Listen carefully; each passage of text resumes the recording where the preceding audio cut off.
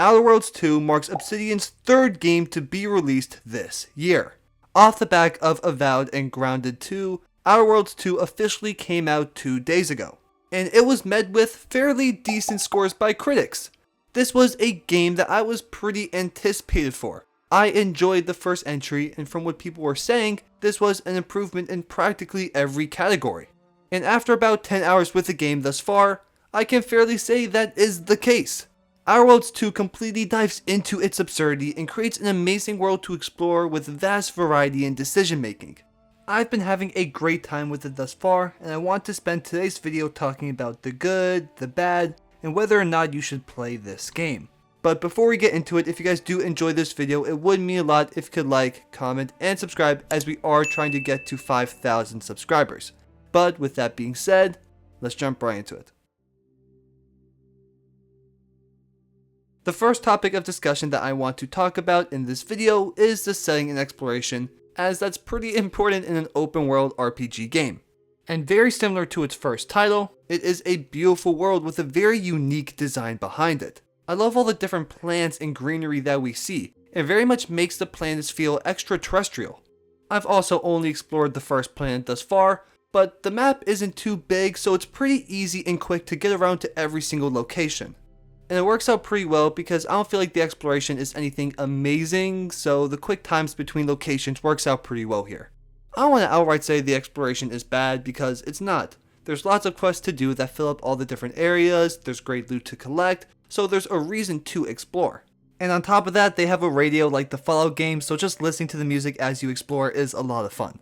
I just feel like for me personally, there isn't much to get distracted by as I play, which is something I find very important in open worlds and exploring. I want to be distracted by the environment around me, and I don't feel thus far that is the case with Outer Worlds 2. I set my quest marker, or I just set a waypoint to some building, and I just go straight there for the most part. I stop at whatever random buildings or enemies I find, but there's no branching out that much.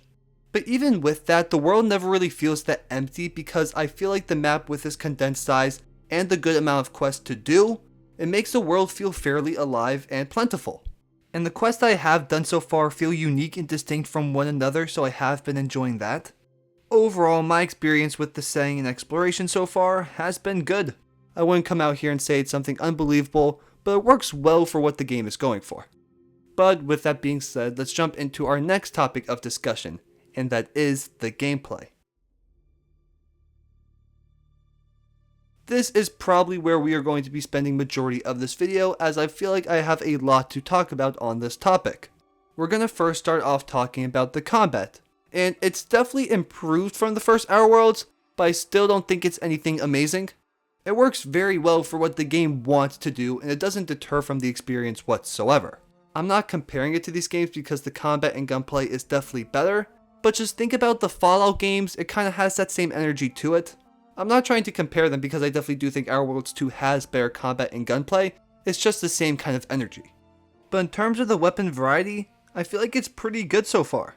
I've discovered a multitude of different weapons, and there's different weapon types, different ammo kinds. It's really fun so far.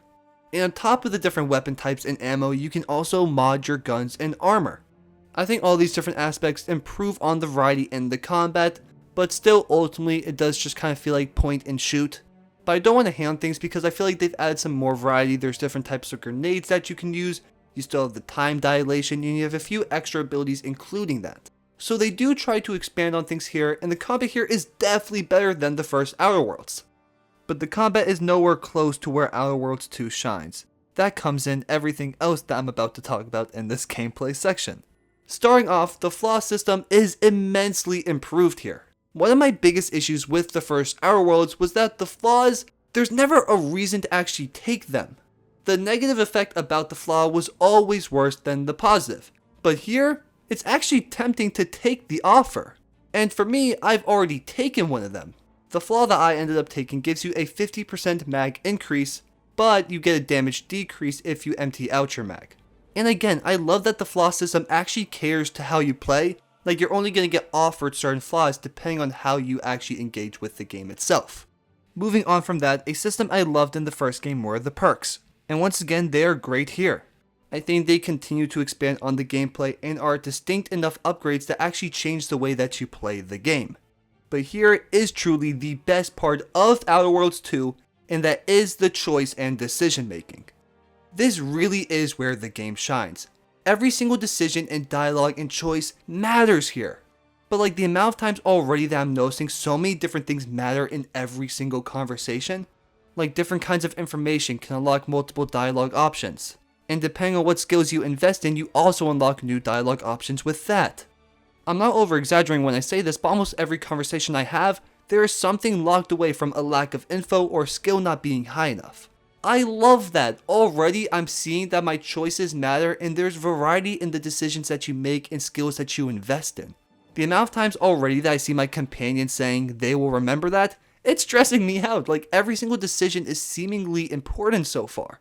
I don't know the last time I played a game where I felt like my decisions mattered this much. It is a very welcome surprise. And with this choice variety, there are a multitude of ways of going about different quests. Like me and my brother have both been playing this game at the same time. And we've already been noticing different decisions that both of us have been making that have been changing things. Or even in some situations one of us discovers something that the other one didn't. And that completely changed how one of us got information and completed a quest. And that's the best part about choice variety, where there's actively different outcomes for different missions and ways of going about it. Like already, I feel that replayability value being there. But enough about the gameplay. The last topic I want to discuss in this video fairly briefly is the story and narrative.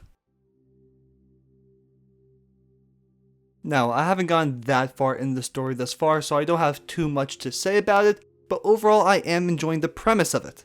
I'm not going to get into spoilers whatsoever, but the opening sequence of this game is fantastic. The ending cinematic for that opening sequence is just beautiful. I was impressed by it, honestly. But so far within the main story, I'm really enjoying how they're handling all these different factions and groups. It's really fun watching how they handle capitalism and all those other different kinds of things within this game.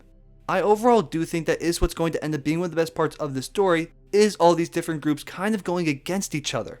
We're going to see all these different ideologies and all these different things clash together, and it's going to be intriguing to see how each group engages with one another. I forgot to mention this in the gameplay section, but I'm intrigued to see how your reputation is going to affect how things happen within this game. Because I am assuming you can't just be buddy-buddy with every faction within this story.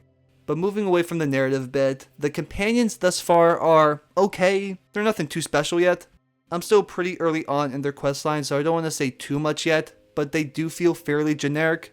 In the just under 10 hours I've played so far, they're not really connecting to me yet, but I do fully expect that to improve since we still have a lot of the game to go. And the companions I do have so far have decent premises, so I'm excited to see how they're going to develop. Overall, I think the story and characters have a solid foundation to end up being pretty good. In the end, I don't think it's going to be amazing, but I'm excited to see how it's going to develop. Overall, I would say Outer Worlds 2 is a very enjoyable title to play so far. It is an improvement on the first game, and I've gotten into it fairly quickly. I don't know if I would go as far as to say to buy this game, but it's one you should definitely keep on your radar. If you like the first game, I can fairly confidently say you will like the sequel more. And if you somehow still have Game Pass Ultimate after everything has gone down, I would definitely give this game a go. If you enjoy RPGs with important choice making and character build variety, this title should be up your alley. I am very excited to see how the rest of this game is going to go. If you did make it to the end of today's video, thank you guys so much for watching. Your support means the absolute world to me. I had a lot of fun making this video today, so if you did enjoy it, it would mean a lot if you could like, comment, and subscribe, as we are trying to get to 5,000 subscribers. Again, thank you guys so much for the support. It means the absolute world to me. I'll see you in the next video, and God bless.